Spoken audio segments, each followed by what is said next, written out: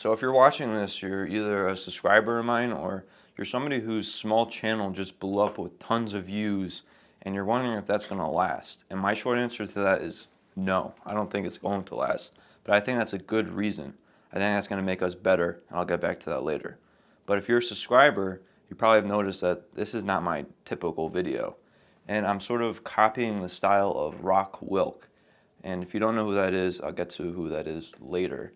And he has a great opinion on this topic of small channels blowing up on YouTube, which has been a recent thing. And I usually make videos where the production value is higher, but this one, the production value is lower, but what I'm saying and the quality of what I'm saying is higher. So I'm literally just going to do this in one take. I'm talking to the camera right now, and I'm going to upload it right to YouTube. I'm taking the video file, I'm just putting it right to YouTube. And it's also a good challenge for you, and especially for me, because I'm going to take this video, upload it to YouTube, and I'm not going to check the statistics like I usually do. And my last video was so wild, I was literally at YouTube Studio refreshing and refreshing and refreshing to see the views go up, to see my analytics, the CTR percentage go up, and it just was messing with my brain. So this video I'm just going to upload and I'm just going to let it sit and I'm not going to check it. That's a good thing for my head. It might be something good for you. But back to what I was saying is I don't think this is going to last, this blow up. But the reason for that being good is I think it's an experiment. It's an experiment by YouTube, and it's sort of kind of creating a new generation of YouTube full-timers. Like, we already have a bunch of them, kind of like Mr. Beast, Marquez Brownlee, just to name a few of people who are doing this full-time and were sort of morphed 10 years ago into doing this full-time. And we don't have anybody real recent who's doing that again. So I think YouTube is sort of promoting these small channels to separate those who are just doing YouTube as a hobby from those who are doing it as a passion and sort of see them doing it full-time in the future. And I can tell you right now, if you're doing this for the money, you're doing YouTube, you started a channel because you think you're going to make a lot of money, you're going to fail. You're not doing it for the right reason. The right reason is you like making these videos. I've put out over 140 videos, and each time I made one, my number one priority was just making a good video. My top priority, especially 5 years ago, was not getting views and getting money as the side effect. It was making a good video because I like doing it. And I think YouTube wants more people like that rather than people who are making videos to get views, to get attention, and to get money. So if you're seeing your channel blow up after a couple videos and it's starting to die down where you're not getting the same response like you used to, and your goal before was to get attention and you're not now, I think you should stop, because the experiment is to separate those who want to be full-time rather than part-time. Because if you're part-time on YouTube, it's not going to work. So the experiment is to sort of enlighten and push out the full-timers, if that makes sense, rather than the part-timers. So I think this conversation I'm having with the camera right now, and if you're watching this and you're thinking, yeah, I want to do this full-time, like, the views don't matter to me, and what matters to me is making a good video, and you blew up, but your views are starting to die down, but you still want to make them, I think your attention is going to slowly come back. Because this game of YouTube with the algorithm, I think it's about patience, and I think it's slow but steady, and you'll blow up immediately early on, but they'll slowly come back depending on if you have that passion and it's not a hobby to you and you want to be full-time. And I mentioned Rock Wilk before, and the way that I'm sort of talking to the camera right now, just in front of the fire, is sort of his style. And I actually found him just scrolling on YouTube about a week ago, and he was a small channel, and he mentioned this in his videos, and he had one video blow up and get significantly more views than the rest of them. And his opinion on this is that this is sort of giving the finger to the algorithm and really focusing on making videos on YouTube that you're proud of, that you would want to watch yourself if you were a viewer.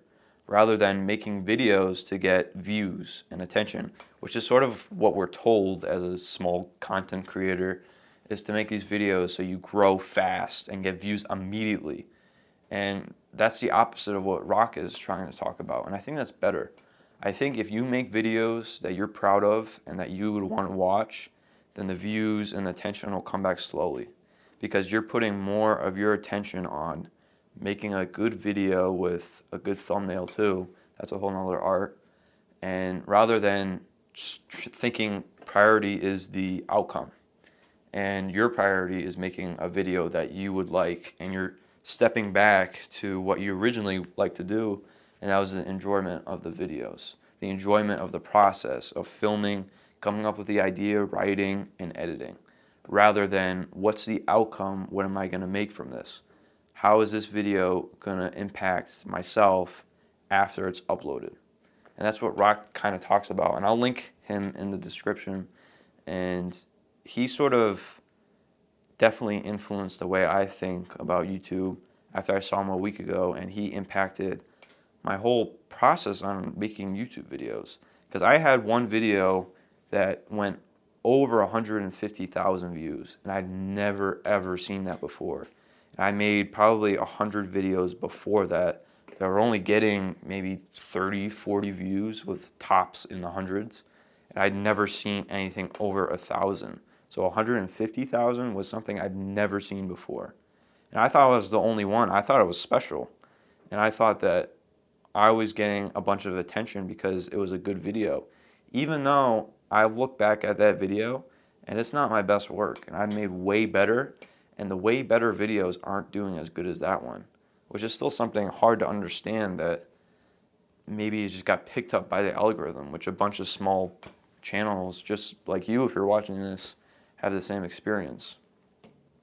So my goal after that video popped off was to keep doing that as much as possible, to make videos that were going to have the same outcome. Even though after watching Rock Wilk, that shouldn't be your top priority. Your top priority is to make videos that you want to watch and that you're proud of. That should be your top priority above all, rather than making videos for the outcome. And I think what small content creators or small channels that are being put through the experiment, that thousands or probably hundreds of thousands of channels are being done right now. And it's to create, like I said, a new generation of full-time YouTubers, if that makes sense. Because we have our old generation, and in between a little, new generation, but we want a newer generation of full-time small creators. And I think that is for a very select few of people, or a very select amount of people. And you have to be very dedicated to this. It has to be your passion to make these videos. It cannot be a hobby. And like I said, if your outcome is money and views as what you want to happen, then this is not for you, and you cannot become a full-time video creator. And I think there shouldn't be a question of, I'm kind of iffy on if I want to do this. There should be no question of that. It should be, I'm going to do this as the passion part, and that's sort of what passion is. I made a video on the difference between hobbies and passions. I'll link that in the description. I basically say that you can only have one passion, because passion is such a big word and it's such a big defining term of your life. And I think what YouTube wants is a new generation of channels where people, it's their passion to make YouTube videos. Because if you think about it, YouTube is such a big business right now. And really the business shouldn't be your goal, but it is, because people are kind of coming away from movies and feature films, and also going away from TikTok, where videos are 15 seconds long and that requires such a short attention span that is making people mentally weaker. So they're kind of coming in the middle of, what can I handle with my short attention span? It's crazy that I'm saying that, but it's a reality. What can I handle with my short attention span, but also lengthen it at the same time, rather than jumping all the way to a feature film that most people can't watch without pulling out their phone to gain their attention back and watch the film. So YouTube is in the middle. I think a lot of people are going to YouTube. So YouTube wants a new generation of full-timers. And if you're watching this at the end now, I'm getting towards the end. If you're still watching, I think you really are curious about if this is for you. And I think the answer to that is, if you are putting all your efforts into making the outcome as big as possible, if you're doing that, you're going down the wrong road. And what really should be your top priority is making a good video. And if you can see yourself doing that over and over and over again without not burning out, because that will happen to everybody, but losing interest, then this is probably your passion and you should continue doing it. Sorry, my camera overheated because I was right by the fire, and your camera overheating is very annoying. So this is a new shot. And I realized that making videos like this was my passion when I realized that I had never not enjoyed making a video. Every single one I enjoyed, even if there was some annoying aspect to it and something I had to learn. That's the best part. You learn something new each time you make a video. That's my favorite part about it. So, and you'll know if it's your passion too. You'll know.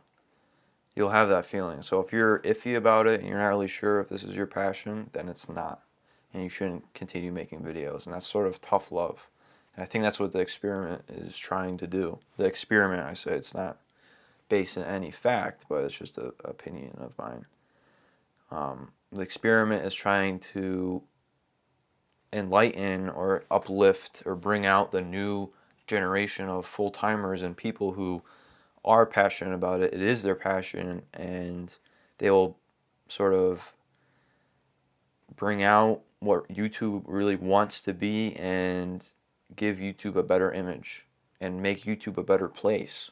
Instead of having these phony people, I say, who their main goal, like I've said a million times, is their outcome and getting as many views and as money as possible. Those are the phony YouTubers and people, in my opinion. And the real ones are like Rock Wilk, like I said, and the people who have a deep connection and love for making these videos. And I don't know if that's called filmmaking or becoming a filmmaker or a creator or an influencer. I don't know the proper name for that, but I think you know what I mean. And there's one more channel I want to mention before I end this video, and it's called Strings and Sawdust. And you maybe have heard of them, probably not, but it's a woodworking channel, but this guy had one video that popped off, sort of like all of us. And it's the video the reason why I found him. It was a video about him getting to 1,000 subscribers and how it changed his life. He had probably a dozen videos before that video really popped off. And that video has double the amount of my most popular video, 300 and something thousand views, which is crazy. But the problem with his video, which he said, is that he's a woodworking channel and he makes videos about woodworking, but that video that popped off was about his small YouTube channel and how he's growing. So all those 300,000 people were an audience who was interested in YouTube and growing their channel rather than woodworking. So his 6 odd something videos after that, before he talked about it, were about woodworking and building, which I enjoy. So I watch them because I like woodworking, but those 300,000 people where he got 10,000 subscribers from that were not meant for those videos. So that might have been a mistake on his part, but I don't think so, because yet again, what Rock Wilk is saying is that if he were to totally follow the algorithm and do what you're supposed to do to grow your channel, then he would continue making videos about growing your channel because that's his new audience, which he didn't, which I respect. So that's sort of doing the Rock Wilk style of giving the finger to the algorithm, which I'm somewhat doing, because my video that popped off too was about clothes. I made a video about clothes and my opinion on them and what I wear and why I wear it. So all the people that came to that video, the 100,000 people, were an audience that liked clothes and came to my channel because of clothes. So when I made videos other than that topic, they did worse number-wise, objectively worse number-wise. And that sort of took me down a bad rabbit hole of thinking, are these videos worse? Why are they doing worse? And it took me time to realize that all the people who came to my channel were interested in clothes. So when I did the proper thing of making another video about clothes to sort of fit that audience, those videos did a lot better. I just made a video about my new boots that did significantly better than all my other videos that were not about clothes. So that's a real tough question of if this is your passion and you want to make this something you'll do for the rest of your life and only do for the rest of your life, how do you make that possible? Is that by following what the algorithm wants and doing what you're supposed to do, or coming back to the real reason why you started a YouTube channel and the real reason why you make videos? Do you make videos for the algorithm, or do you make videos for you to make this your passion? I think the real definition of passion is doing this for you, and that's what Rock Wilk says. So I'm going to end this video by saying, if you're watching this video and you have a small channel that blew up and it's dying down, and I want to hear your story. I want you to comment, and I want to hear everybody. I want to build a community of people talking about this, because I think that's important. I think we all benefit from hearing each other's stories and our own experience with blowing up and dying down, and realizing if I should keep going, if this is going to last, and the experiment of YouTube and promoting small channels. I want to hear everybody, so comment please. That's what I want from this video. So I encourage you to watch all the videos I mentioned. Check out Rock Wilk, check out Strings and Sawdust, even if you don't like woodworking. And check out my other videos too, because they're not like this one. And I put a lot more effort into the other ones, but I did put a lot of effort into talking about what I'm talking about right now. So, yep, I'm going to end this video.